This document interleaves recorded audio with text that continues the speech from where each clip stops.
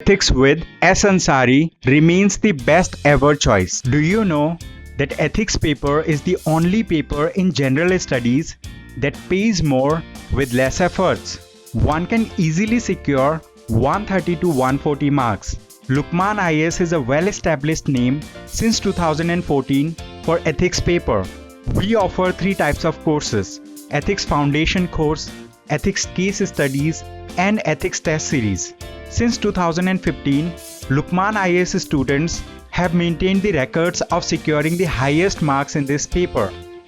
So, why to wait? Contact us today for more information. नमस्कार, मेरा नाम doctor Anshu प्रिया है और इस वर्ष की सिविल सेवा परीक्षा में मैंने भारत में 16वें स्थान को प्राप्त किया है। मैं पेशे से एक डॉक्टर हूं और जो मेरा ऑप्शनल है वैकल्पिक विषय वो मेडिकल साइंस रहा है। इस वीडियो के माध्यम से जो लोग मेडिकल साइंस को एज एन ऑप्शनल लेंगे उनके समक्ष मैं अपनी स्ट्रैटेजी को रखना चाहूँगी। तो सबसे पहला क्वेश्चन ये आता है कि क्या मेडिकल साइंस एक वर्थ ऑप्शनल है? तो इसका जो जवाब है वो कोई एक आंसर नहीं है। मुझे लगता है कि यूपीएससी ने हम सभी लोगों को एक चॉइस दी होती है कि हम किसी भी वैकल्पिक विषय से इस परीक्षा को दे सकते हैं। तो इस ऑप्शनल के कुछ प्रॉस भी हैं, कुछ कॉन्स भी हैं। मैंने इस ऑप्शनल को इसलिए लिया था क्योंकि मैंने अपने कॉलेज में इसकी अध्ययन को बहुत अच्छे से किया था। तो मेरे बेसिक कंसेप्ट ठीक थे। That is the reason why कि पिछले 1.5 साल से जब मैंने इस परीक्षा की तैयारी अच्छे से की है, तब मैंने बहुत बार इस ऑप्शनल को नहीं पढ़ा क्योंकि मेरा बेस जो है वो अच्छा था। That is the only reason जिसके कारण मैंने इस ऑप्शनल को लिया। पर मैं आपको ये भी बता दूँ कि ये एक डिफ़िकल्ट ऑप्शनल है और इसमें मार्क्स लाना थोड़ा मुश्किल हो जाता है as compare to other optionals. उसके अलावा थोड़ा-सा डिस्कनेक्टेड ऑप्शनल है। थोड़ा-सा नहीं, if I can put it, I think it is totally disconnected with your GS. आपके जनरल स्टडीज़ से इसका कोई कनेक्शन नहीं है। तो आप जितने घंटे इसको पढ़ेंगे, ये बहुत ज़्यादा मेमोरी इंटेंसिव ऑप्शनल है और बिल्कुल एक्सक्लूसिवली आपको इसी को पढ़ना पड़ेगा। तो आई थिंक फॉर पीपल जिन्होंने एमबीबीएस के टाइम पे अच्छे से अपने बेसिक बुक्स को पढ़ा है, वो इस ऑप्शनल को ले सकते हैं। और अब तो गाइडेंस भी अवेलेबल है, तो आप गाइडेंस भी ले सकते हैं। लेकिन जिन लोगों ने अच्छे से एमबीबीएस में नहीं पढ़ा है, मैं उन्हें बोलूँगी कि आप प्लीज़ कोई और ऑप्शनल देखें। आप एंथ्रो ले सकते हैं, साइकोलॉजी ले सकते हैं, सोशियो भी ले सकते हैं। तो इस तरीके के ऑप्शनल्स को लेके भी आपका काम चल सकता है। अब कई बार लोगों को ये लगता होगा कि हम जब इंटरव्यू में जाएँगे और हमने मेडिकल साइंस नहीं लिया है, तब हम क्या जस्टिफिकेशन देंगे। So I believe that see before interview stage, mains का जो स्टेज है वो बहुत इंपॉर्टेंट है। तो मेंस के स्टेज पे अगर आप अच्छा करते हैं तो इंटरव्यू में योर कॉन्फिडेंस मैटर्स। आप किस तरीके से कन्वे करते हैं अपने बात को और क्या आप बोर्ड मेंबर्स को कन्विंस कर पाते हैं, वो इम्पॉर्टेंट है। तो यदि आपने एक आंसर प्रिपेयर करके रखा है कि मैम मेरा जो इंटरेस्ट है वो दूसरे सब्जेक्ट्स को पढ़ने में था, इसीलिए मैंने इसको लिया। मैंने मेडिकल साइंस की तो पढ़ाई अच्छे से की ही थी, लेकिन during my preparation I got interested in anthro and therefore I took it. I think if you convince them well, it may not have a lot of impact. उसके अलावा अगर पोस्ट ग्रेजुएशन की तैयारी आपको करनी है, तो मुझे ऐसा लगता है कि मेडिकल साइंस ऑप्शनल आपको लेना चाहिए। कंसिडरिंग कि ये जो एग्ज़ाम है ये अनप्रेडिक्टेबल है, हमें नहीं पता होता कि रिज़ल्ट क्या है। तो अगर मेडिकल साइंस आपका ऑप्शनल है तो आप टच में रहते हैं अपने सब्जेक्ट के और आप पोस्ट ग्रेजुएशन की तैयारी करना अगर कभी चाहें 2-3 अटेम्प्ट्स के बाद, तो आप वो भी कर सकते हैं। तो आई थिंक ये जो क्वेश्चन है जो मुझसे बहुत बार पूछा गया है एग्ज़ाम के रिज़ल्ट के बाद, वो एक इंडिविजुअल डिस्क्रिप्शन पे मैं छोड़ूँगी। बट मेरा जो ओपिनियन है वो मैंने आपको बता दिया। लेकिन ऐसा बिल्कुल है कि मेडिकल साइंस में मार्क्स स्कोर करना जो है वो डिफ़िकल्ट होता है। उसके अलावा क्या डेंटिस्ट वाले, होम्योपैथी वाले इस ऑप्शनल को ले सकते हैं? So my believe is no, I will not suggest it कि मेडिकल बैकग्राउंड के अलावा, यानी कि एमबीबीएस बैकग्राउंड के अलावा कोई भी और इस ऑप्शनल को ले। आपको ये लग सकता है कि थोड़ा बहुत सिलेबस सेम है, but trust me it is quite different. जिसने क्लिनिकली अपने आप को एक्सपोज नहीं किया है, उसके लिए पेपर 2 को टैकल करना एक चैलेंज बनेगा। तो आप कोई और ऑप्शनल लें और उससे अपना काम चलाएं। This is what I would suggest. अब थर्डली आई थिंक कि सोर्सेज क्या हैं? तो जो सोर्सेज हैं वो बिल्कुल सेम हैं जो कि हमने एमबीबीएस में पढ़ा होता है। मैं आपको ब्रीफ में बता दूं, एनाटॉमी के लिए आई विल सजेस्ट कि आप जो है बीडीसी की किताब को पढ़ें। फिजियोलॉजी के लिए मैंने गाइटन को पढ़ा था और गेनोंग्स के फ्लो चार्ट्स को एक साथ लिख लिया था। बायोकेमिस्ट्री मैंने सत्यनारायण से की थी।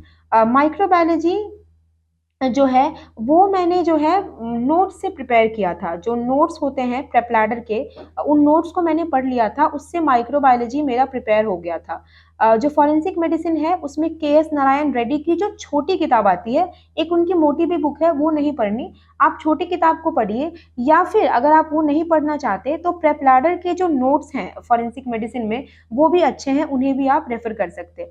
पैथोलॉजी के लिए मैंने जो है रॉबिन्स से अपने खुद के नोट्स बनाए थे। और पैथोलॉजी में आप जो भी चीज़ों को पढ़ें उसमें हिस्टोपैथोलॉजी का डायग्राम एच.एन.ई. पेंसिल से आप अपने नोट्स में बना लें। That is very very important. Pharmacology जो है वो मैंने गोविंद राय गर्ग सर के जो नोट्स होते हैं उसको केडीटी के कुछ और टॉपिक्स के साथ मिक्स करके एक साथ नोट्स बना लिया था और उससे मैंने उसकी पढ़ाई की थी।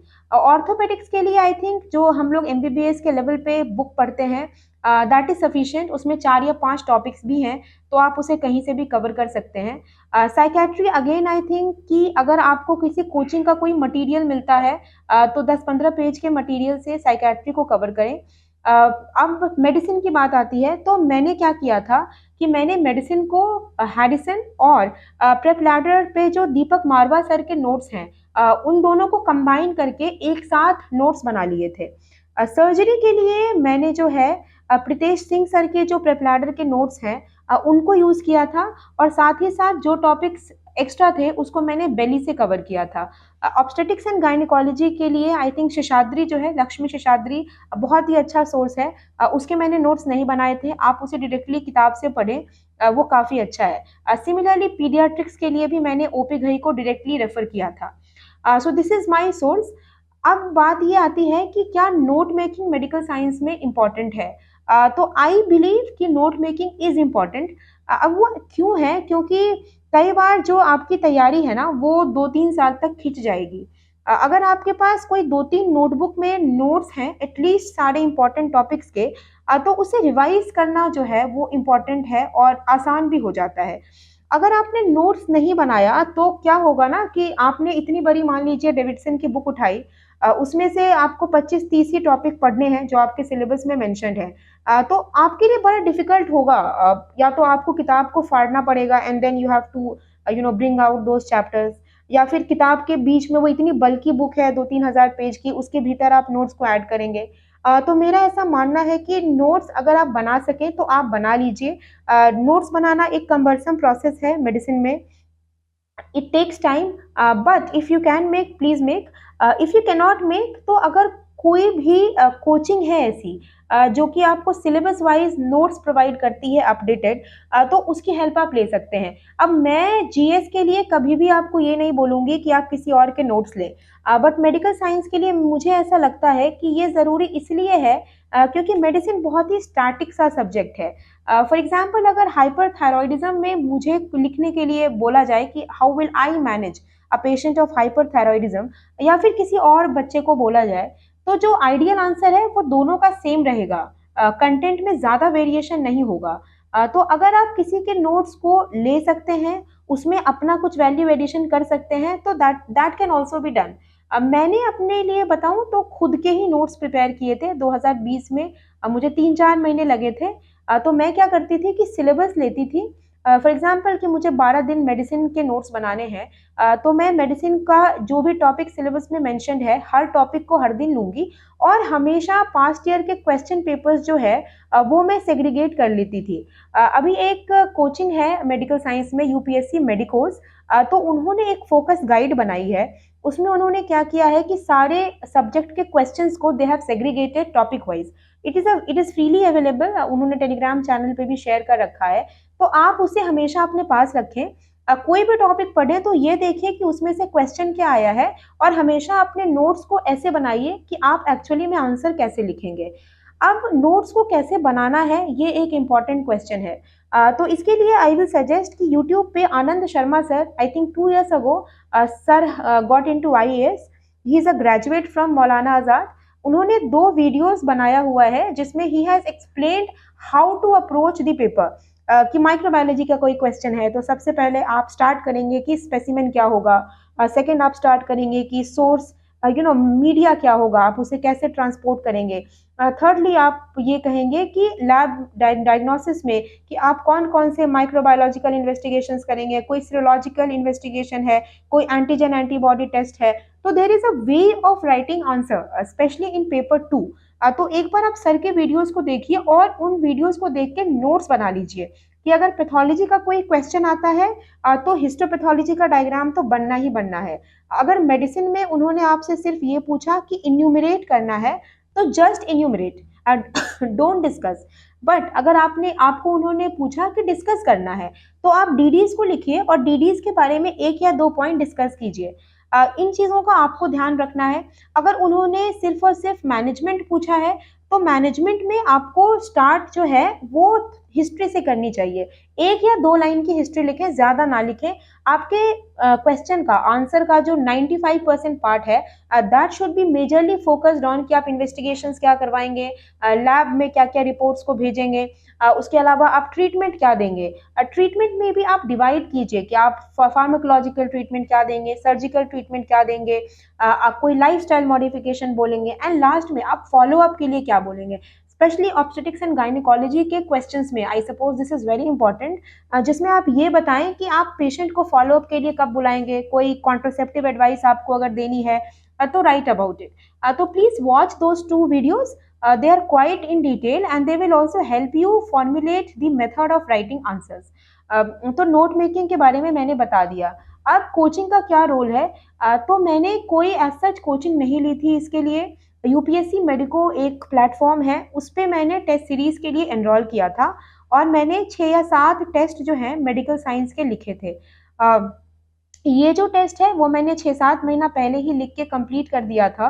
तो उससे जो मुझे फीडबैक मिला था वो भी मेरे लिए यूजफुल था। But yes, let me just tell you कि मेडिकल साइंस के लिए the only important thing is revision and practising of past year question papers. जितना हो सके उतना सिलेबस के टॉपिक्स को जो पास्ट ईयर्स में आए हैं उसको आप रिवाइज कीजिए और पास्ट ईयर के ही क्वेश्चन पेपर्स को आप लिखिए। मेडिकल साइंस में कई क्वेश्चंस, ऑलमोस्ट 60% क्वेश्चंस जो है वो हर साल रिपीट होते हैं, तो हर दिन उसे लिखने की प्रैक्टिस कीजिए। उसके अलावा प्रीलिम्स और मेंस के बीच में एटलीस्ट मेक श्योर कि आपने कोई 1 या 2 मेडिकल साइंस के टेस्ट को 3 घंटे में दे रखा है। अगर आप 3 घंटे में टेस्ट को देंगे ना तो आपको ये पता चलेगा कि क्वेश्चंस को अटेम्प्ट कैसे करना है। ऑप्शनल में you must be knowing that not all questions are to be attempted. तो आप चूज कैसे करते हैं कि कौन से क्वेश्चन को अटेम्प्ट करना है, किसको छोड़ना है। पेपर लेंदी होता है तो 3 घंटे में आपका पेपर कंप्लीट ही नहीं होगा। सो मेक श्योर दैट आपको ये भी पता है कि क्वेश्चंस को आपको कैसे अटेम्प्ट करना है। वो तभी पॉसिबल है जब आपने एटलीस्ट 1 या 2 फुल पेपर अपने मेंस के पहले लिखा हो।